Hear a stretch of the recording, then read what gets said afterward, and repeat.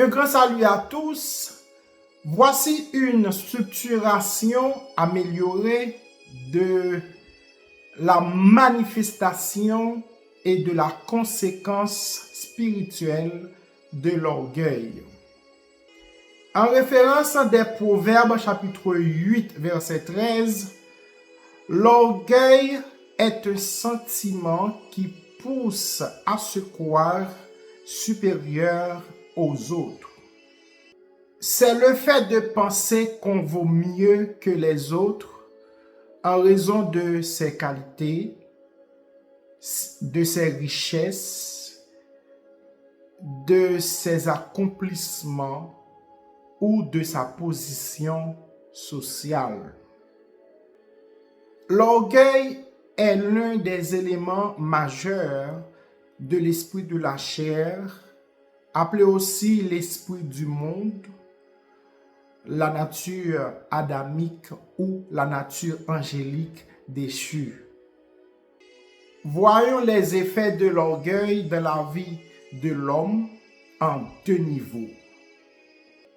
Dans la vie de l'homme, voici ce que l'orgueil pousse à haïr: se soumettre aux autres, demander pardon, pardonner, apprendre des autres, s'adresser humblement aux autres, recevoir des autres, prendre conseil, accepter la réprimande, prendre conscience de ses fautes, se confier aux autres.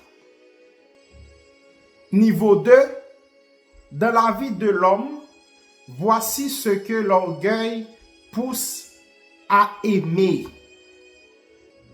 mentir, rivaliser avec les autres, les excès de tout genre, la jalousie, se comparer aux autres, humilier les autres, se venger, combattre le progrès des autres, vouloir toujours avoir raison, ne jamais admettre ses torts, prendre la parole sans permission, développer des complexes, être colérique et rebelle, craindre le reproche, avoir un cœur dur et insensible, être ingrat, être meurtrier dans les pensées ou les actes, oublier ses origines, ne pas craindre Dieu, vouloir diriger seul, juger les autres sans miséricorde, se retrouver sans amis, sans conjoint, donner plus d'importance au statut qu'au service à accomplir. L'orgueil spirituel a pour conséquence la séparation d'avec Dieu. En Jacques 4, verset 6, Dieu résiste aux orgueilleux.